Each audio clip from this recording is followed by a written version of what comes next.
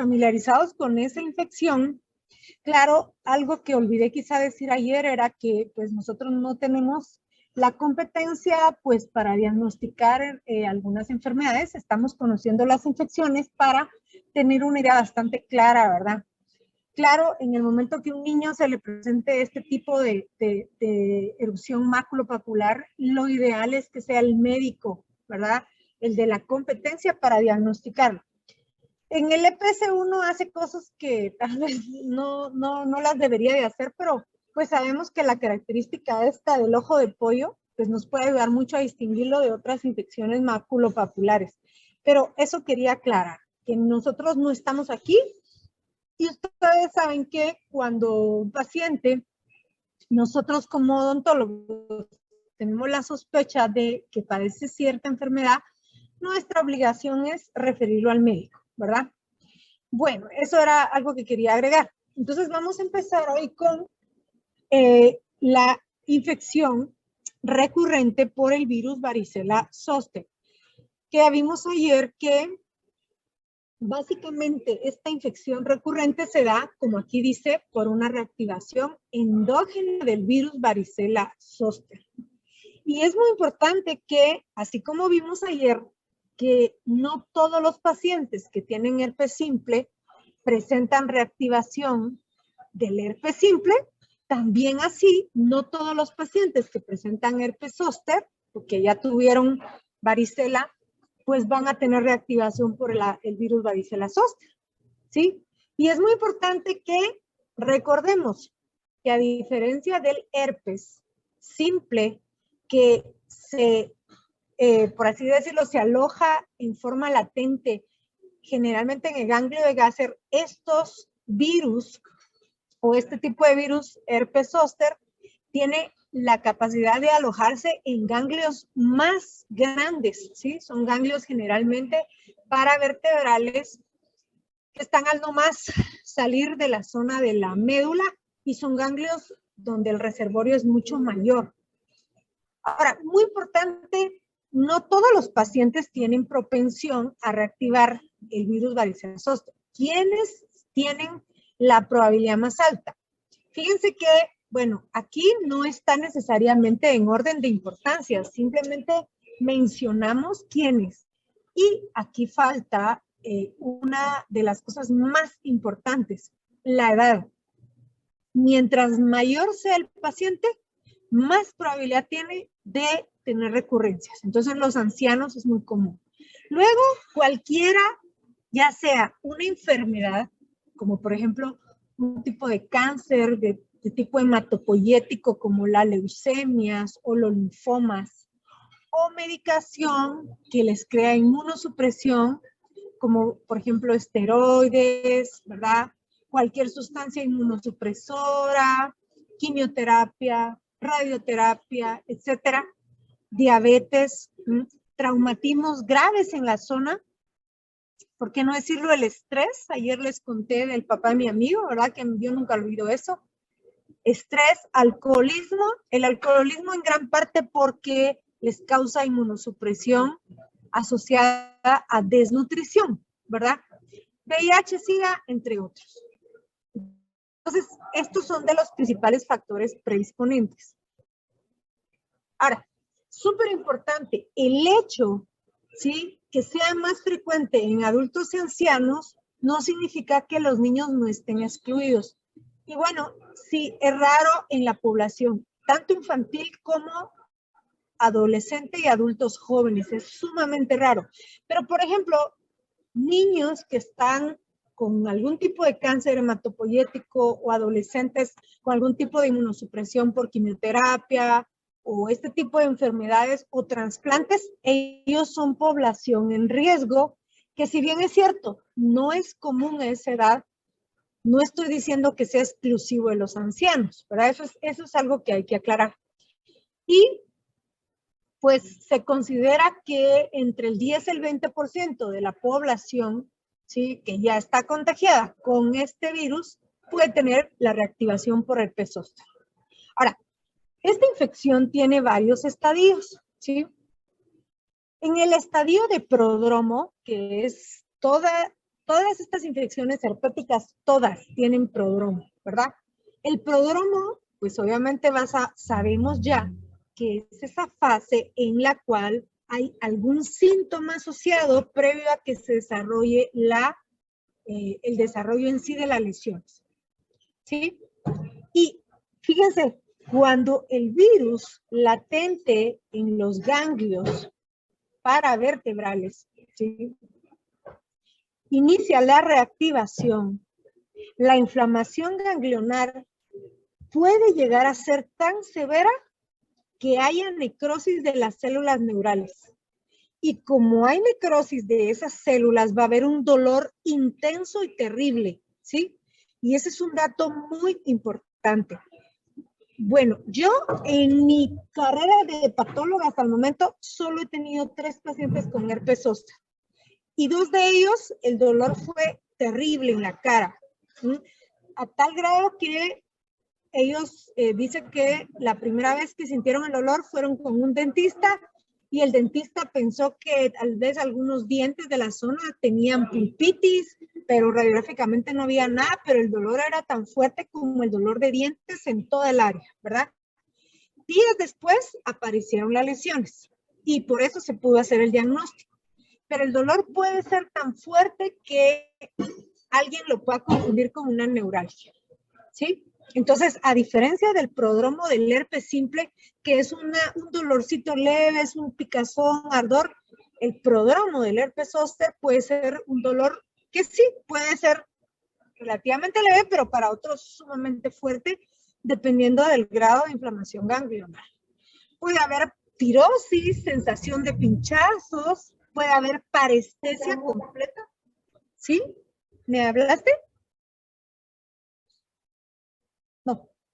¿Nadie habló, chicos?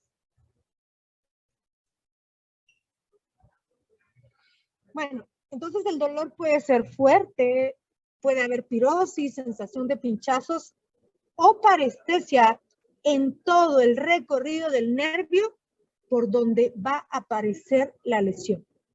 Y bueno, nosotros estamos hablando de cabeza y cuello, ¿no? Entonces, el nervio más afectado es el trigémino, ¿verdad? Y puede ir o no acompañado de malestar sistémico, que esta es otra diferencia con el herpes simple.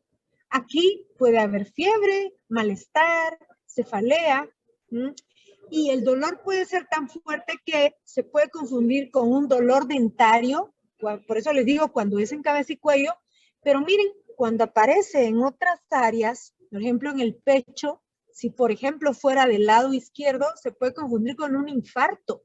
Imagínense lo duro o lo severo que es el dolor.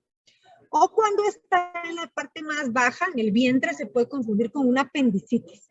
Ahora, ¿por qué estos ejemplos? Es para que tengan una idea de qué tan grave puede llegar a ser el dolor, ¿verdad? Esto es un dato muy importante. Muy bien, luego está el estado agudo. En el estado agudo hay un aparecimiento de un exantema máculo-papular, que obviamente evoluciona a vesículas opacas rodeadas de un halo eritematoso que posteriormente forma pústulas. Estas pústulas se van a transformar a costras. Y si tienen una idea de esto, es idéntico a lo que ocurre en el herpes simple, con la gran diferencia que no son unas cuantas vesículas. Miren, puede tener una extensión enorme. Vamos a ver algunos ejemplos. Miren, aquí prácticamente ocupa todo el brazo y casi siempre, bueno, ocupa toda la rama del nervio, pero es muy difícil que pase la línea media. Obviamente, y si la pasa son milímetros, ¿verdad, chicos? No es una extensión grande. A esto también se le conoce como una culebrilla. Ese es un nombre muy común para el herpes zóster. Pero no es una extensión pequeñita como la del herpes simple, que si aparece en el labio, pues difícilmente pasa el centímetro de diámetro, ¿verdad? Aquí son lesiones mucho más extensas. Y, por ejemplo, aquí está abarcando 2 ramas, la oftálmica maxilar superior. Y la pregunta del millón, ¿Cuánto tiempo puede durar? Puede durar de 2 a 3 semanas y hay pacientes en donde puede durar incluso un poquito más. Importantísimo, al igual que el herpes simple, ¿sí? La localización o la distribución de las lesiones es unilateral. Y esto es un dato bien importante para descartar, por ejemplo, en caso de los dermatólogos, algún otro tipo de infección. Ahora, una de las principales complicaciones es que puede dañar seriamente los nervios, ¿verdad?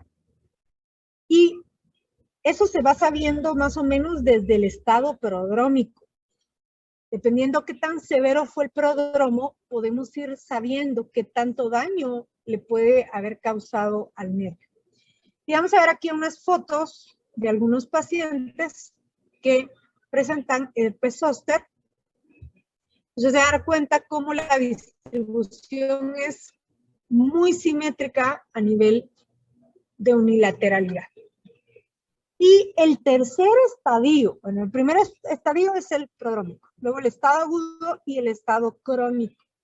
Y este es el peor de los tres, principalmente en aquellos pacientes que no tuvieron tratamiento a tiempo, porque si no tuvieron tratamiento a tiempo, la inflamación en el nervio pudo llegar a ser realmente tan terrible que ese paciente va a quedar de por vida con una condición conocida como neuralgia posherpética. Es decir, el nervio, por así decirlo, se necrosó y se lesionó, y esto es un dolor terrible que el paciente puede tener para el resto de su vida. Y bueno, no sé si me lo van a creer o no, pero hay reportes de casos de pacientes que se suicidaron luego de una neuralgia posherpética, porque el dolor es insoportable, no pueden volverse a tocar la cara o si les pega el aire, el dolor es espantoso. Hay historias de historias. Y ese es el motivo por el cual es tan trascendente diagnosticar a tiempo un herpes zóster. Y por eso es de que actualmente existe vacuna, ¿verdad? Para en los pacientes con factor de riesgo evitar en lo más posible la recurrencia, y si la recurrencia ocurre, que sea menor, y estar muy atentos a los primeros cambios, porque si el tratamiento inicia las primeras 72 horas todavía, el paciente tiene menor riesgo de quedar con neuralgia posherpética, que es quizá la complicación más seria, ¿verdad? Obviamente, no solo el tiempo. Los pacientes jóvenes tienen menor probabilidad de desarrollar neuralgia posherpética que los adultos. Mientras más grande se es, más probable es quedar con neuralgia posherpética. Entonces, estos son dos datos muy importantes. Cuando, como nos vamos a centrar en el herpes zóster del trigémino, que es nuestra área, bueno, tenemos que entender que, así como vimos en anatomía, existen paquetes vasculonerviosos, ¿verdad? Entonces, cuando el nervio se afecta, afecta el paquete completo. La inflamación es tan severa que puede necrosar la zona porque afectó el paquete completo, es decir, dejó el área sin aporte de sangre y menos de retorno venoso, ¿sí? Y por esa razón, cuando afecta a las ramas maxilar superior y maxilar inferior, se han reportado casos de necrosis ósea, ¿sí? Y por eso la rama oftálmica puede provocar algunos casos incluso ceguera. Entonces, es un dato súper importante, pero como aquí los maxilares son los que nos importan, puede afectar los paquetes vasculonerviosos de la zona y reportar necrosis ósea, ¿verdad? Por eso es tan importante diagnosticarlo a tiempo, ¿verdad? Y a mí me fascina estas fotos, tantos me gustaron mucho, porque miren, ustedes pueden ver cómo la rama completa es afectada. Es decir, si la rama maxilar inferior es afectada, todos los nervios de la rama están afectados. Miren, lingual, dentario, ¿sí? Todos, miren. Y me encantó esta imagen por la simetría que muestra. Y bueno, actualmente en los pacientes con los factores de riesgo antes mencionados. Estamos hablando de gente que va a ser sometida a quimioterapias fuertes, radioterapias, diabéticos, sobre todo los no controlados, los ancianos, etcétera. En ellos actualmente está indicada la vacuna que se llama Zostavax. Ayuda mucho a crear anticuerpos y a evitar, ¿sí?, las recurrencias. Pero jóvenes, no solo evitarlas, sino que si realmente el paciente fuera a provocarse una recurrencia, ¿sí?, la recurrencia no es tan severa como lo hubiera sido sin la vacuna, ¿verdad? Que eso es lo que está pasando ahorita con el COVID. Yo conozco un montón de mis amigos, ¿verdad? Tanto médicos, odontólogos, como de otras profesiones, o gente que es comerciante, que están enfermos. Ahorita un montón de gente está enferma y están enfermos, pero la están pasando como si fuera una gripe, ¿verdad? Entonces, sí, la vacuna no previene el COVID. ¿Qué previene el COVID? Nuestro distanciamiento, ¿no? Ser responsables. Pero si nos contagiamos, la gran mayoría de ellos, o al menos todos los que yo conozco, que me han dicho, fíjate que tengo COVID, pero mira, gracias a Dios, estoy como una gripe, ¿verdad? Dolor de cabeza, me arde la garganta, pero no tengo complicaciones, ¿verdad? Entonces, porque los anticuerpos ayudan mucho a que el proceso o no haya inflamación y sin todo un montón de complicaciones por la cual tanta gente murió. Y ocurre lo mismo con esta vacuna.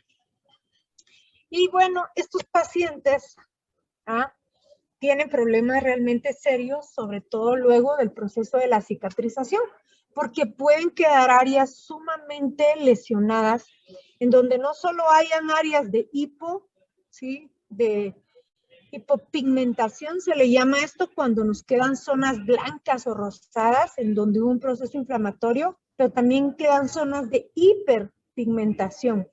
Ese es mi caso. Cuando a mí me pasa algo, por ejemplo, yo tuve un acné vulgar espantoso cuando fui niña, adolescente, todavía ya era adulta, ya tenía 23 años y yo tenía un acné espantoso, pero me daba tanto asco cada barro que salía que yo me lo rompía a todos. Y como en la zona quedaba inflamado, recuerdo que tenía la cara llena de cicatrices negras. Y yo pregunté al dermatólogo en ese tiempo, ¿por qué? Me explicó, ¿verdad? Y eso les explico a ustedes. En una zona donde hay inflamación, algunos organismos, esa inflamación activa los melanocitos. ¿Y qué ocurre? Queda negra o hiperpigmentada la zona donde hubo proceso inflamatorio. Y entonces, a algunos pacientes, miren, les va a quedar la zona oscura y a otros les va a quedar la zona clara. A esto le llamamos hiperpigmentación y a esto le llamamos hipopigmentación. Esto puede ocurrir en cualquiera de los casos. Pero esto es en el mejor de los casos. Hay pacientes que quedan realmente muy lesionados. Y bueno, aquí viene una cosa muy importante. La gran mayoría de médicos creen que el aciclovir le hace al herpes zóster, pero no es cierto. Si le queremos realmente dar al paciente un tratamiento adecuado, deben de ser antivirales mucho más fuertes. Por ejemplo, valaciclovir o fanciclovir. Ahorita vamos a regresar a esto. No tengo aquí. Y bueno, el año pasado, o cuando estábamos en clase, hacíamos siempre un ejercicio, ¿verdad? Y les dejo esto de tarea para que ustedes curiosamente lo hagan después cuando termine. Yo en el teléfono mantengo esto que se llama Vademecum. Antes, cuando yo me gradué, me acuerdo que de las primeras cosas que yo hice fue ir a buscar un Vademecum viejo. Pues uno no tenía acceso a muchas cosas. Había algunas casas que los proporcionaban, pero los Vademecum son como una especie de diccionario donde ustedes encuentran todos los medicamentos. Entonces, en el Vademecum, ustedes pueden, por ejemplo, encontrar prácticamente todas las nociones sobre cierto medicamento. Entonces, aquí en el Vademecum, por ejemplo, encuentran el prospecto de el valaciclovir, que esto es una casa especial, ¿verdad? Y en el prospecto, pues, contiene qué es el medicamento, qué se necesita saber antes y después de tomarlo, cómo tomarlo, los efectos adversos que tiene, la conservación y toda la información. Miren, entonces, por ejemplo, el valaciclovir, esto no es clase de farma, pero es para que se vayan empapando. Este es un medicamento antiviral, al igual que el aciclovir, jóvenes. Solamente fue fabricado, miren, para la familia herpes, ¿sí? Pero no para todos. Este es efectivo para virus herpes simple, varicela zoster y citomegalovirus. Y aquí viene una cosa que quiero enseñarles. Esto nos va a servir para otras infecciones que vamos a ver en esta unidad. Si un paciente se enfermara de otro virus, vamos a ver más adelante, por ejemplo, los virus Coxsackie, que producen una infección muy similar a la que vimos el otro día, que se llama gingivostomatitis herpética primaria, y nosotros le damos el aciclovir. Si este fue hecho para estos virus que tienen un ADN distinto, proteínas distintas, no le va a hacer efecto. Es como si no le diéramos nada, ¿verdad?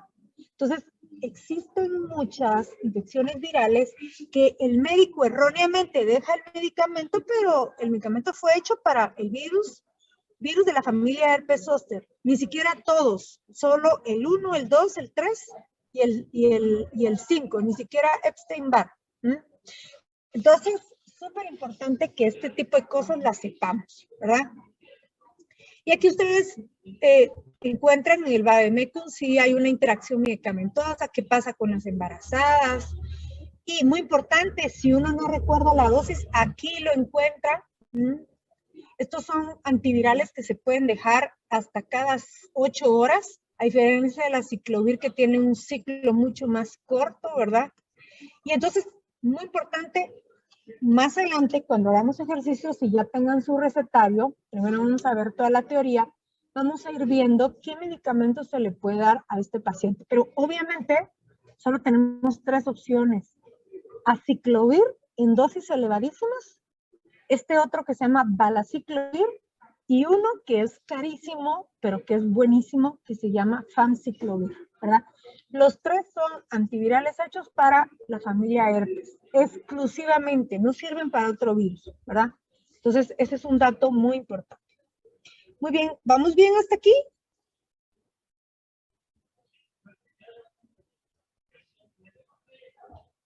Sí, doctora. Ok. Vamos a pasar al herpes, al virus Epstein-Barr.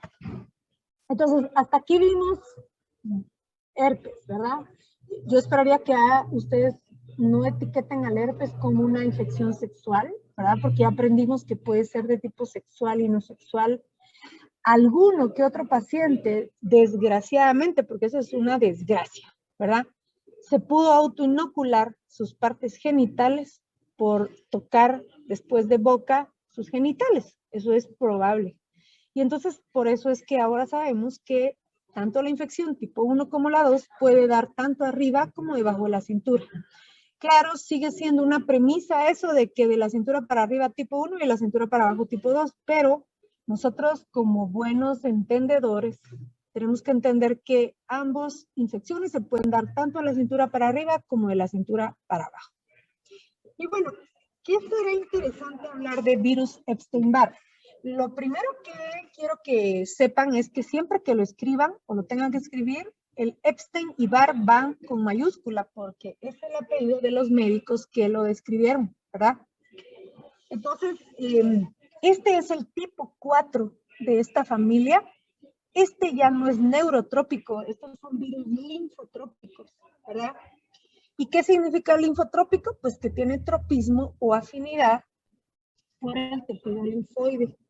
Eso incluye no solo amígdalas y todo el tejido linfoide, por ejemplo, el anillo de Waldeyer, sino incluye órganos internos como vaso, todos los ganglios linfáticos, etcétera, etcétera, ¿verdad? Ahora, este virus tiene una característica, ¿sí? Bueno, todo lo demás ustedes lo pueden leer ahí en la introducción de la parte de este virus.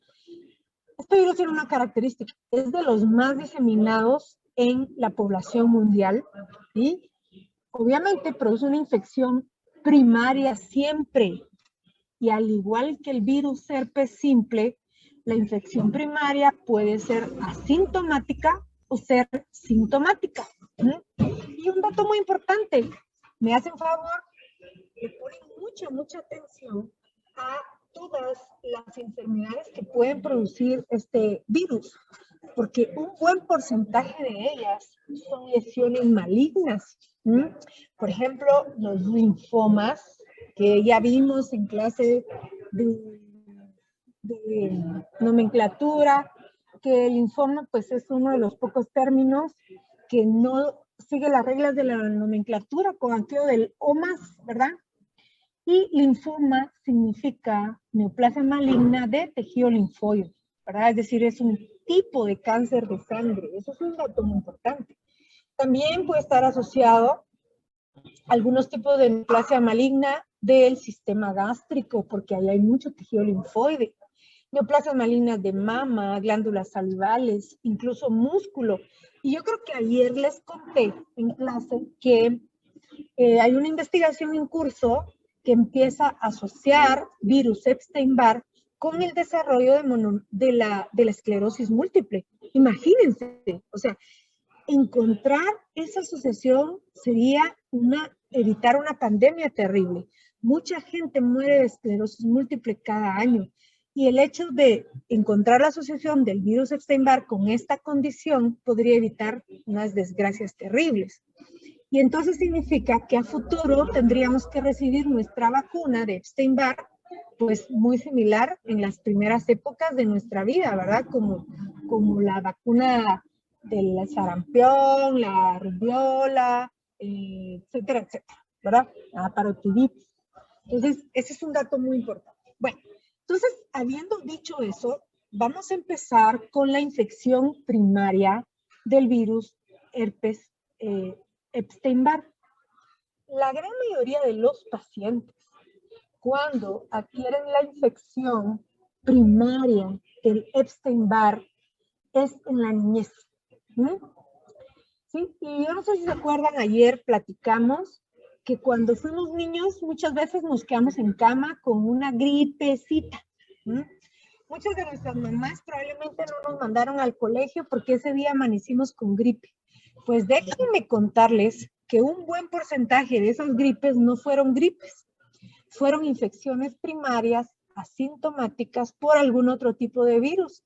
Y uno de esos tipos de virus pudo haber sido Epstein-Barr. Su infección primaria pasa desapercibida en la gran mayoría, porque la gran mayoría de nosotros lo adquirimos en nuestra primera infancia, 4, 5, 6 años, ¿sí? ¿Cómo se manifiesta? Pues como una gripe, nos sentimos mal, tenemos los ojitos llorosos, nos arde un poquito la garganta, nos duele el cuerpo, una pequeña febrecita, nos dura 2, 3 días y al cuarto estamos como que no pasó nada, ¿verdad? ¿Y qué pensó nuestra mamá? Pues que fue una gripe, ¿verdad? Excelente, y seguimos nuestra vida, pero estamos infectados por siempre y para siempre con este famoso virus, ¿verdad? Entonces, ese dato es muy importante. Ahora, un pequeño porcentaje de la población se contagia de Epstein-Barr cuando son adultos, adolescentes o adultos, ¿sí? Y este dato de la adolescencia o lo de adultos es un dato muy importante porque precisamente es por la forma sexual con besos que es el contagio más probable cuando nos da esta infección que cuando es en adultos, ¿sí? Estamos hablando de pacientes ya mayores de 14, 15 años para arriba.